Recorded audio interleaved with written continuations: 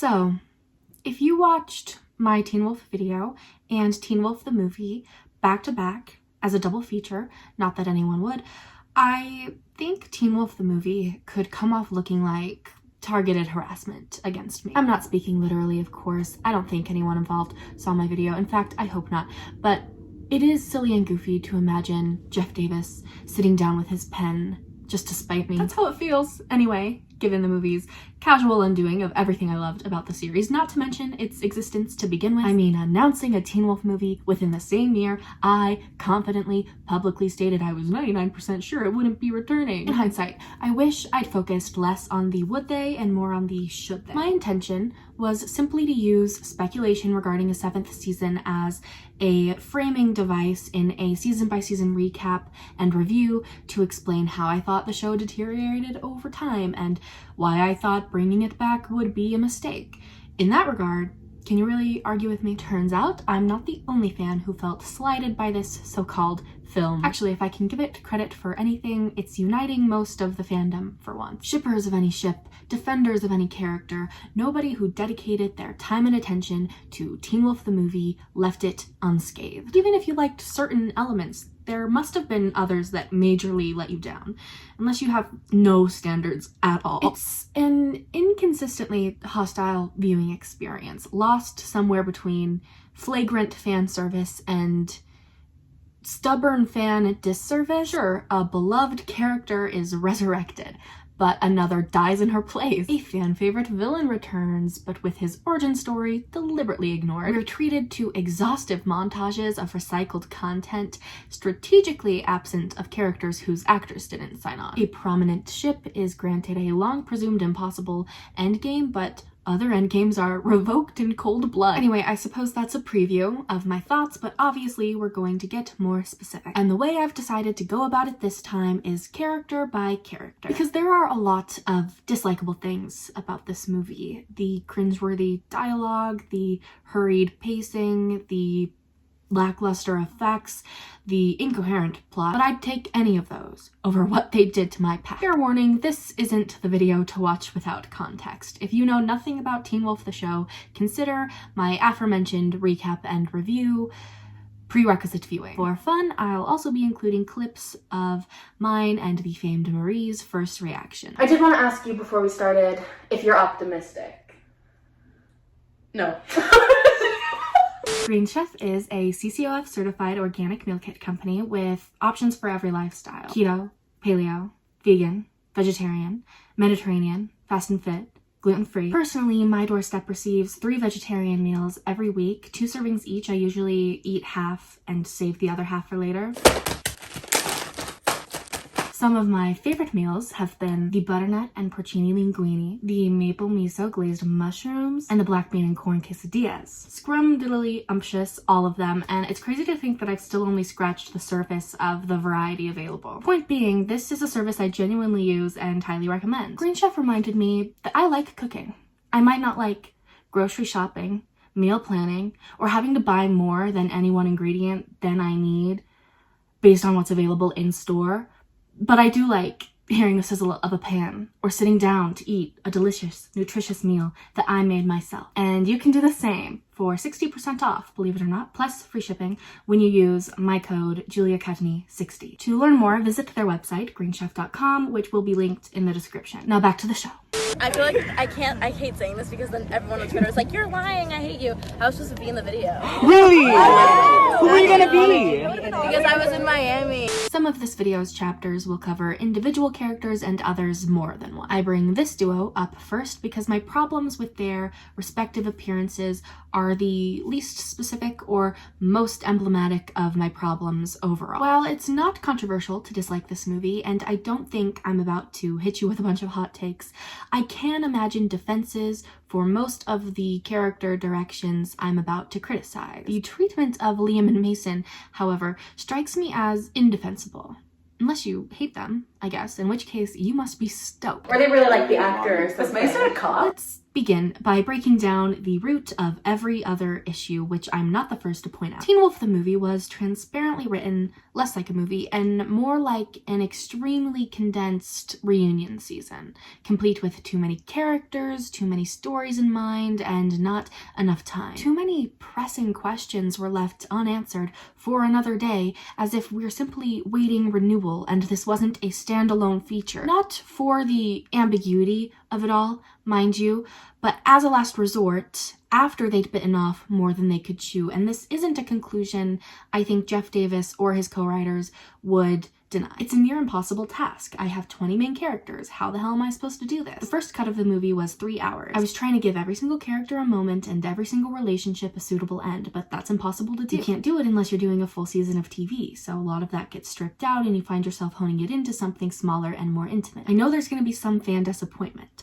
What happened with this character? What happened with that character? I would say that's for the next movie. Trying to cut down a 3-hour movie is a particular challenge, especially when you're cutting things that are character moments that you know are important, but don't necessarily need to be there for this story. Maybe not in this movie. I couldn't have said it better myself. Feature-length films are rarely built to sustain this magnitude of project. That would be why the most highly regarded series tie-in movies were conceptualized from the beginning to be intimate stories as opposed to stripped for parts in post-production. It's a crazy kooky idea. If you don't have room in a given story for certain characters or their actors, don't call them up. Don't put them on the poster. Don't invite them on the press tour. And if excluding them is a non-starter, build their roles for limited screen time. Don't beg questions about them that you'll refuse to answer. Though, I suppose that's the kind of effective decision-making one can only engage in if they're writing, I don't know, a script. If they didn't simply contact everyone and rely on their improvisational skills from there. Look, I don't want to be a hater, or at least an unfair one,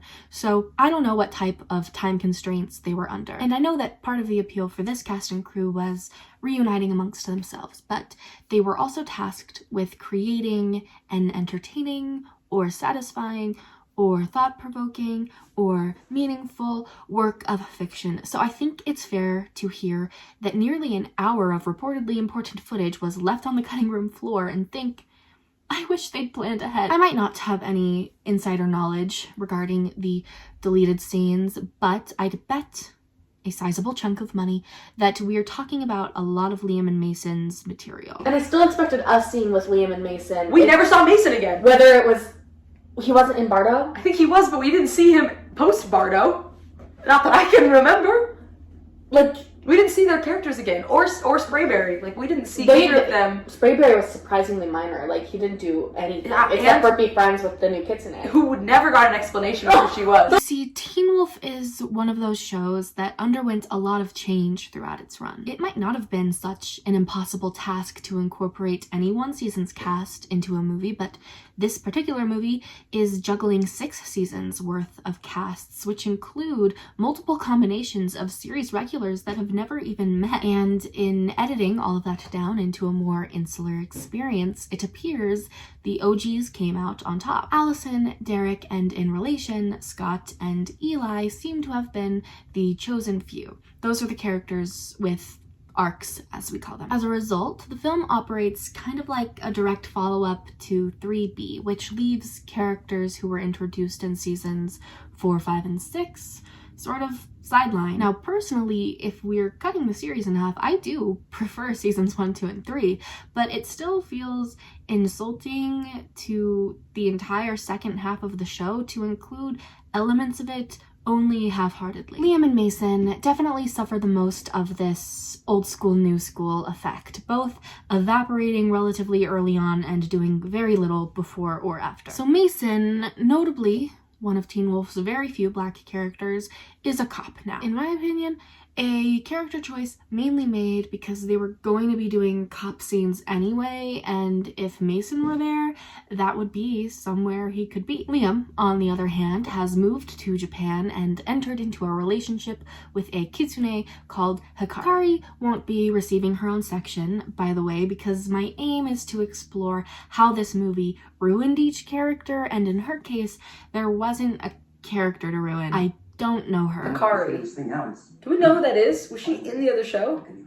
No. This like mysterious this mysterious art show knockoff. Anyway, I'll leave it up to you to decide whether it was Teen Wolf the movie's stunning lack of exposition or my own stunning lack of common sense that kept me from deducing these two Liam updates. By that I mean that I didn't realize until researching her character after the fact that Hikari was Liam's girlfriend, and I didn't realize until halfway through the runtime when it was mentioned by name that they lived in Japan.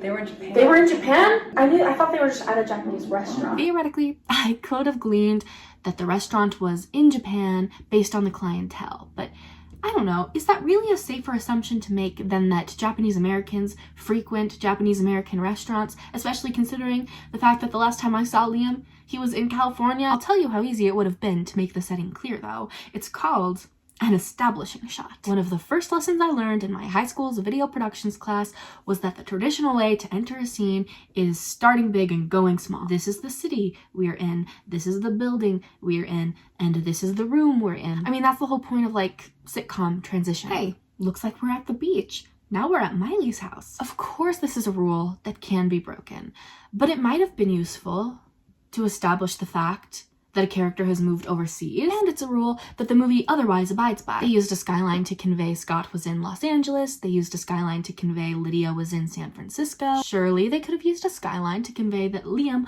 was in Japan, and that's another thing. Where in Japan? Kyoto, Tokyo, the countryside, the city. Who knows, but this is what the alleyway behind the restaurant looks like. There are always basic location tags too, like Beacon Hills, present day. Would that have been so hard? As it stands, when they appear in America without a travel sequence of any kind, and nobody acts like it's out of the ordinary to see them, it's pretty easy to come to the conclusion that they were there the whole time. Why was the nogitsune on a spice rack with a Liam in Japan anyway? Conversely, it's pretty hard to come to the conclusion that they're in a relationship. They're not out here kissing and hugging. Scott and Lydia are more physical with each other. Oh.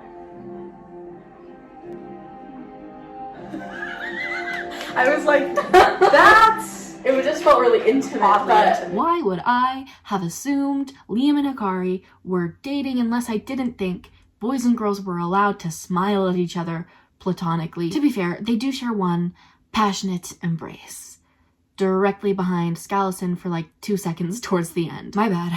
It was so obvious. In all seriousness, they do actually declare their love for each other as they evaporate, but they do so in Japanese, and the subtitles just say speaking Japanese, and I don't speak Japanese. I'm sorry. It's just so funny to me because I was literally telling Marie that I wished at least one character was dating someone they'd met in the time jump who we didn't know already, and apparently that was true all along, but I thought they were just co-workers. who are you? It's the nogitsune murder thing. That's Liam's coworker. I already don't care about the To get back on track, I realize that I'm ranting and raving about what are ultimately small details, but films are made up of small details. And those are just a few examples of this particular film's aversion to showing or telling. If it wasn't Liam's relationship status and location that confounded you, it was something else, right? At every turn, Teen Wolf the movie makes you work overtime to comprehend it. Another symptom of that problem might be the relationship between Liam and Mason themselves. Like, I heard Liam and Mason aren't cool anymore. But, like, they haven't said anything, but they also haven't been together. So it's like, are people gathering that because they're not in scenes together? Yeah. Or will they have a scene where they're like, we're not cool? Like, I don't know. We're beefing. You and I are beefing. I don't know. Bestie, I'm afraid to tell you this, but there didn't wind up being a scene in which their friendship was addressed. In fact, they never spoke at all, period. Zilch from them. A fallout isn't alluded to. There isn't an awkward tension displayed between them. Do they keep in touch off screen? Are they enemies? We have no way of knowing. We are thrust into a world in which these two characters who've been attached at the hip since we've known them may or may not be on good terms. It's a choice I might have felt inclined to begrudgingly respect if I felt it served a greater theme like change, because don't get me wrong, it's not unrealistic for childhood friends to fall out of touch. But Teen Wolf the movie is not that girl. I'll talk more about its contradictory themes later, but for now I'll say it's weird to me that it gives some characters cheesy, sappy, straight out of a fanfic endings and gives others the short end of the stick. I think that the only way to describe him in everything that he does is he was there. Originally, I was going to address all of the characters I didn't have a great deal to say about in the last section of this video, but I decided that might be anticlimactic. So we're doing it now. First of all, here's a little list of named characters I didn't even bother putting on the whiteboard because I don't even know what you'd want me to say. Then, we've been over Hikari, and despite Eli being a more prominent new addition, he's been similarly eliminated. We'll talk about him in Derek's part, but given his newness, he doesn't need one of his own. Whose son is this? It's Derek's son. It is? Yeah, I think so. I thought it's Jordan. I thought it's Jordan, like Parrish's son. Now, the only name here that I've put here with malicious intent is Parrish. I simply do not like him and do not care what he's up to. I kind of care what Malia's up to, so this won't be the last you'll hear of him, but nevertheless, I'm excited to cross his name out. Is that I don't even know if you can see these crosses. Let's go over them again. Next, I'd consider characters like Deaton and Coach to be unruinable, if you will, in that they're so easy to write you'd have to actively try to mess them up. Deaton will always know a thing or two about a thing or two, and Coach will always be a delight. I have no gripes with either of their appearances beyond my gripes with the movie in general. Peter, on the other hand, is a character I'd say has been ruined so many times over that we've reached a post-ironic stage of him. I enjoy Peter. I appreciate his theatricality. Upon reading that he, Malia, and Derek co-own Hale Auto, though, yet another piece of exposition made shockingly unclear by the movie itself, I kind of wish that family dynamic had been explored more. Clearly they didn't have time for that, but theoretically, if I were in charge of choosing which intimate story Teen Wolf the movie focused in on, and I still couldn't have Dylan O'Brien or Arden Cho, I'd be very tempted to leave Allison and Bardo and do something with the modern Hale family. There was a lot of potential there. Even in the movie's current form, actually, maybe Malia's screen time would have been better spent establishing a close cousin bond between her and Derek, and maybe Peter should have been paired off with one of his relatives instead of kicking it with the parentals for some reason. Speaking of the parentals, I have an apology to make. I am so sorry that I forgot to talk at length about Melissa, Sheriff, and Argent in my last Teen Wolf video. But if I may defend myself, I did intend to. I don't remember where I went wrong. I know there was an entire section about them in my outline, but I don't know if I forgot to write it, wrote it and forgot to film it, or filmed it and accidentally edited it out. Regardless, I'm happy to confirm that I do like them, and I just don't have, many prevailing thoughts about their appearances in this movie. Argent and Melissa broke up over the time jump, which is fine by me. It's not like they were a series spanning slow burn or anything. I do feel like Allison's resurrection could have had more to do with her father. That's all I got. Lastly, don't think I've tossed Mr. Harris in with everyone else because his villainous return isn't a major problem to me. It's simply too obvious a problem to bother with. Who is it? Show me right now. It's just some guy. No! No! Is he the scientist? No! It's the teacher. It's Dr. It's Mr. Harris. Marie and I tried and failed to guess who the fire starter could be, and Mr. Harris crossed neither of our minds. Why? Oh, 'cause she's dead. Yeah, Teen Wolf has revived villains before, but never without explanation. There's not much to elaborate upon or ruminate about here. It's simply bad and silly to Palpatine a dead minor character back for a cheap twist, especially if his motive is going to be completely misplaced. Seeing as how you ruined my life and you served me up as a human sacrifice. Hey bro, what's up, bitch? Oh, was that your water? That sucks. It's almost like I don't even know him anymore, you know? So now let's address the other villain. No, I think I realized until you said that I really don't even understand what the Nogitsune is trying to do. If it was just to create chaos, and I could then see... why did it have to be these people I'm again? saying if it was just about chaos because Allison died in Scott's arms and they wanted to flip it, because that's kind of what it seemed like. Oh, if you want me to die in her arms, like that's what you want. Then why are we bringing all this other stuff in? Like, why is any of this? Why do you trap all these people in Bardo? Why are you like being like, I'm gonna kill this new werewolf, Derek's son? What? Like, why are we doing any of that? Like, why is it under a crossbow? Yeah. Why is Lydia like? Why are they like trapped out? There were just so many questions. The long and short of it is that there's no sense in bringing back the Nogitsune without Styles or Kira. I do think he's a naturally compelling antagonist, and I've always loved his character design, but it's no use pretending that it wasn't the context of 3B that made him iconic, that it wasn't his possession of Styles, his connection to the Yukimuras, or the effort on display to represent the culture they drew him from that made that season special. Don't get me wrong, said representation was never perfect. I think there are critiques to be made about their portrayal of internment camps in particular, which I'd love to hear from somebody more informed than I am. I'm just saying I think the difference in effort is apparent. I'm old enough to remember a time when Arden Cho would praise the Teen Wolf writers for their treatment of Asian characters, which is a far cry from where we're at today, and that's sad. Trin Level talked a lot about the mistreatment of Asian characters in Teen Wolf the movie in her commentary, if you haven't seen that. While we're on the topic of Arden though, I said in my last video that she was going to be in the Selection adaptation, which it wasn't true apparently. Who knows if that's even going to be made now, but she wasn't involved regardless. I saw it listed as an upcoming project on her IMDb at the time, and I just did no further research, so for that I apologize.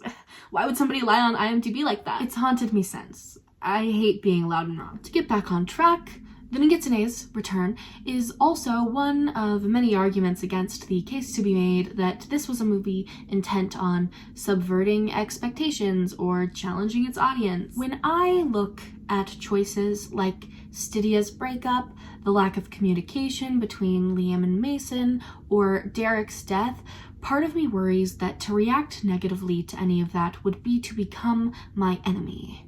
A rabid fanboy. Usually when a piece of media is controversial among fans for ruining characters or being a bummer or moving in undesirable directions, I tend to fall on the side of respecting the artistry of it. I don't think the point of storytelling is always to satisfy us, the audience. So in moments like these, I try to keep in check the rabid fanboy within. It would be easier for me to believe that choices like these in the Teen Wolf movie were made to serve a grander purpose, like a theme of realism, if other choices weren't so blatantly people-pleasing. The fact that they brought back a beloved villain instead of writing a new one doesn't bode well for the idea that they weren't trying to rely on nostalgia. Neither does resurrecting Allison, but let's not get ahead of ourselves.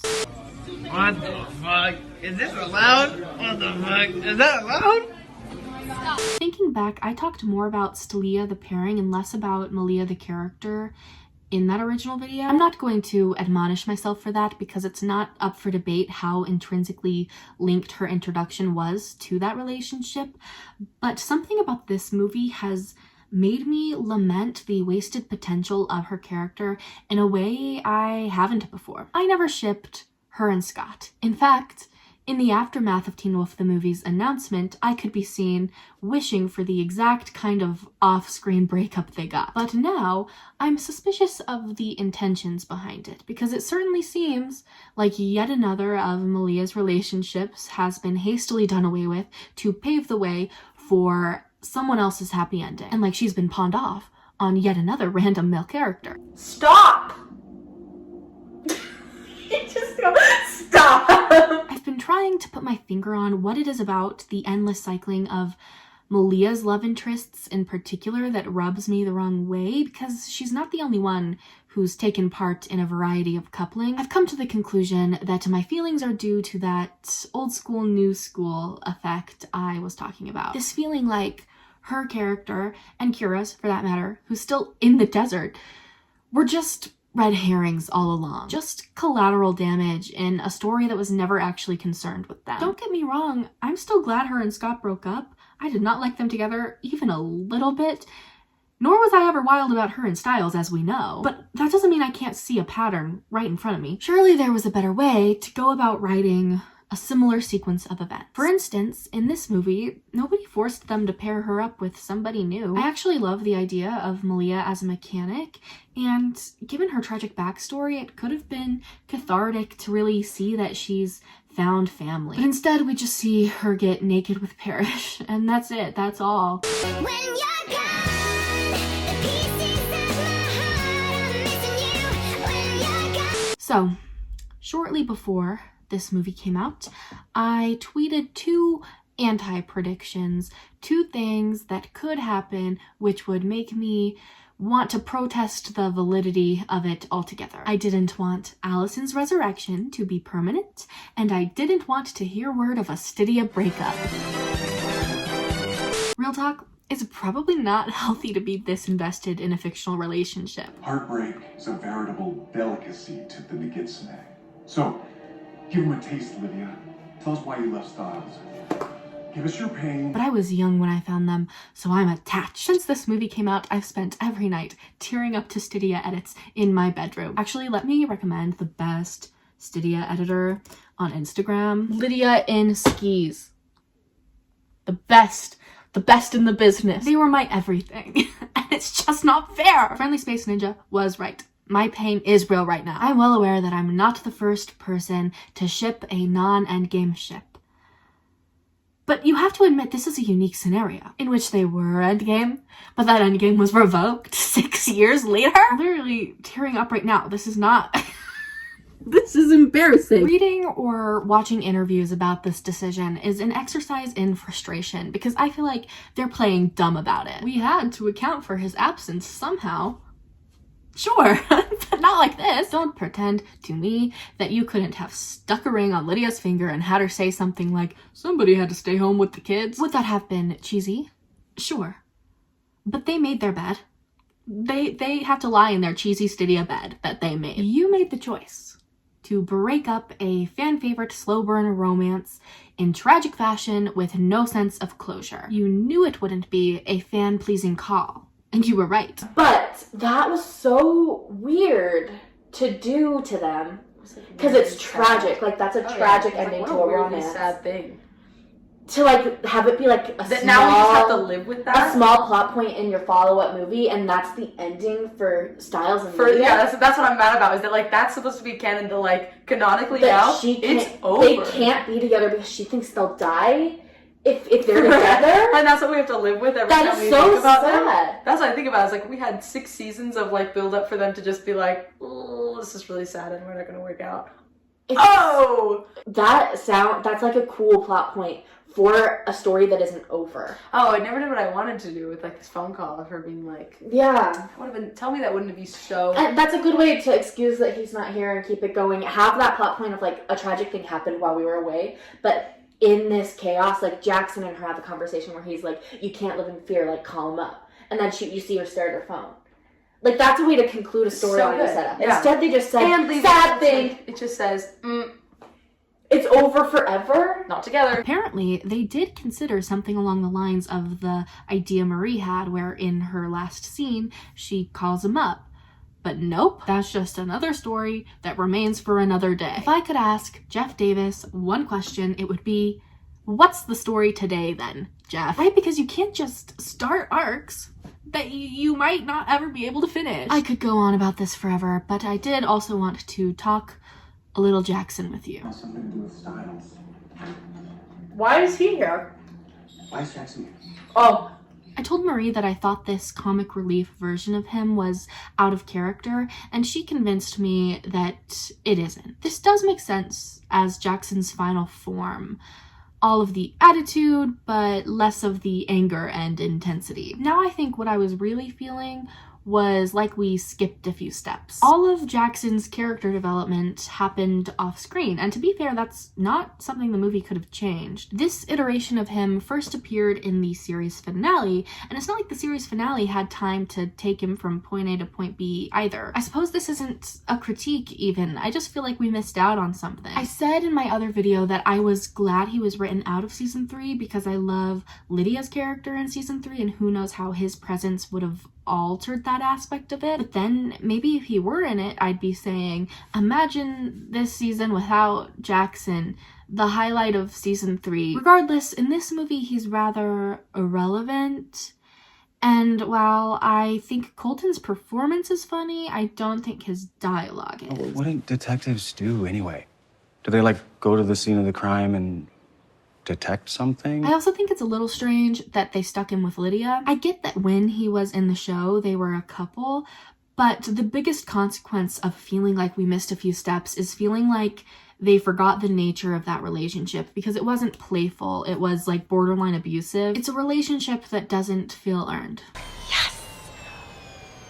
Oh no, he died! At some point, I'm going to have to accept the fact that nobody agrees with me about Derek Hale. Every time I bring him up, I feel the need to rephrase my opinions about him and clarify that I do not hate him. I just find his role in Teen Wolf precarious, given he's not a teen, so he's not present for a lot of my favorite sequences of the show because he's off being tortured somewhere. I see the appeal of the gruff, damaged archetype, but I've never gravitated towards it. Despite all of this, I found Derek and Eli's content to be my favorite part of Teen Wolf the movie, which was shocking to me because I was mad the whole time that they refused to address the question of his baby mama. I just don't get where his son came from. Who's mom? Who's the mom? Do we learn that?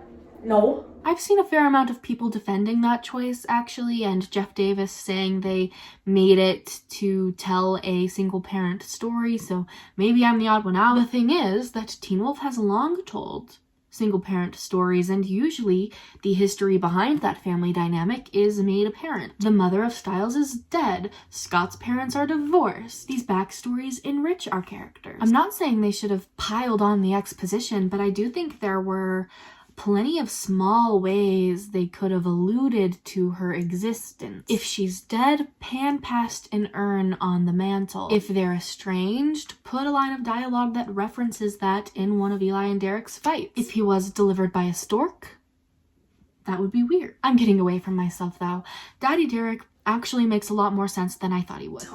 He's always been really hot, but Maybe not. such a big daddy right now. This character has a lot of trauma associated with the loss of his family, so this is a pretty satisfying turn of events for him. The story he told about why Eli is afraid of shifting was pretty affecting, and that was one of the only arcs concluded. It's unfortunate then that they went and killed him off. Obviously they were aiming for a heroic send-off, but it felt more needless, especially in the same film that brought Allison back to life. By the way, it's baffling to me that they would attempt a meaningful sacrificial death scene just after calling into question the very permanence of death itself, the very thing about death that makes it painful. No, he did.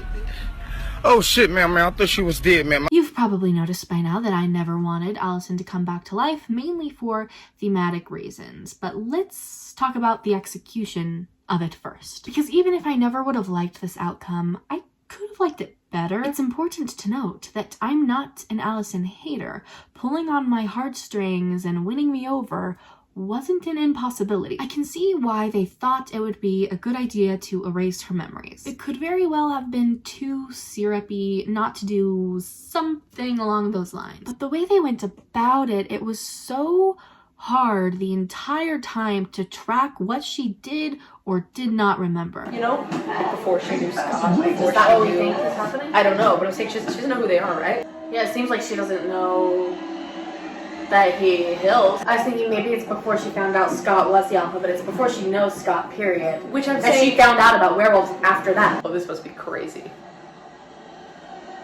Oh, she doesn't know who that is? Okay, so she's not Allison at all if she doesn't know anything. I think you might be the only one I have left. Oh, now we remember your father? Maybe she did remember him in that scene and she was just being weird. So is that her getting all her memories back? I don't. Oh, it seems so. Which is weird because I don't know what she did remember before that. It's also hard to track which characters do or don't believe she's the real Allison, or when and if they change their mind. Naturally, in all of that confusion, the sentimentality gets lost. The actors were never really directed to behave as if a loved one had arisen from the dead. They just kind of stand around scratching their heads like, Allison? Could it really be? And that awkward anticlimactic vibe doesn't dissipate as her memories return. Why is this not a bigger deal? It is, but like... Yeah, it just feels anticlimactic. They like feel she like is not back as- from the dead. From after like almost 20 years. I think the execution of this revival was also hurt by the general busyness of the movie, as everything was. This extremely intense storyline is splitting time with a bunch of other storylines, and there's never enough to go around. Consequently, not all of Allison's relationships are awarded their due diligence. She was more than Scott's first love interest, but he's the only one who spends a sizable amount of time with her, and for half of it, she's trying to kill him. Argent gets like one cute moment with her, which isn't enough, but at least something compared to Lydia, who does not reunite with Allison. And that's the one scene I really wanted. Well, I want an Allison and Lydia reunion then. To be fair, Lydia does jog Allison's memory with her banshee scream.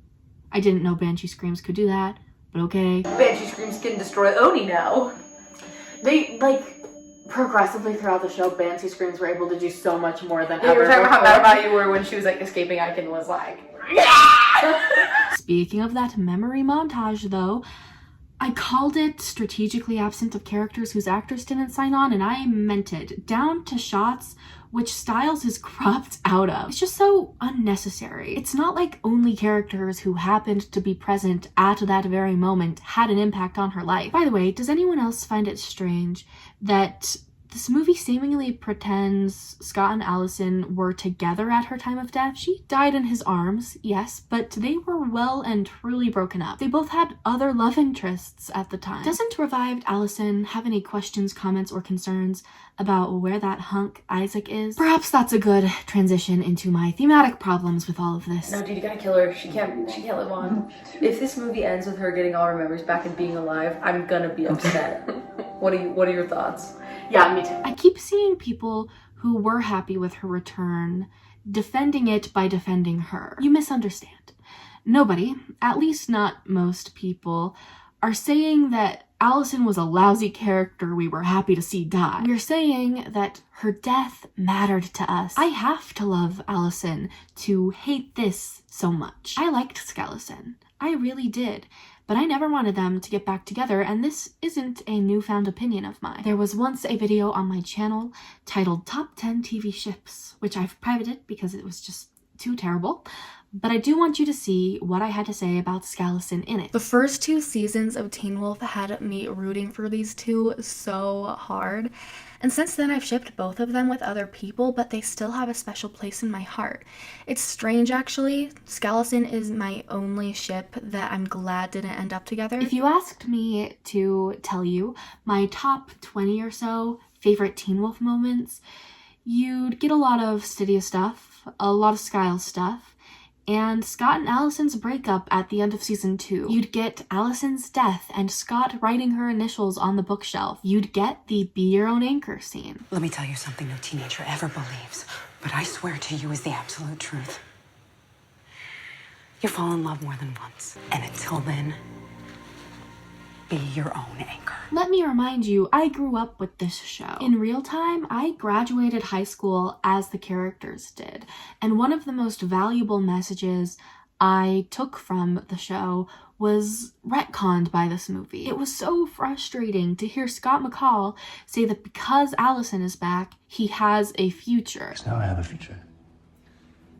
I hate that makes it seem like before she came back, he had nothing. There's not a moment that better displays why I hate this film, or that's more antithetical to the thematic content of the entire series that came before it. Consider this entire video my call to action for all you Teen Wolf fans out there not to consider Teen Wolf the movie canon. They can't make us. If we all band together, we're stronger combined than they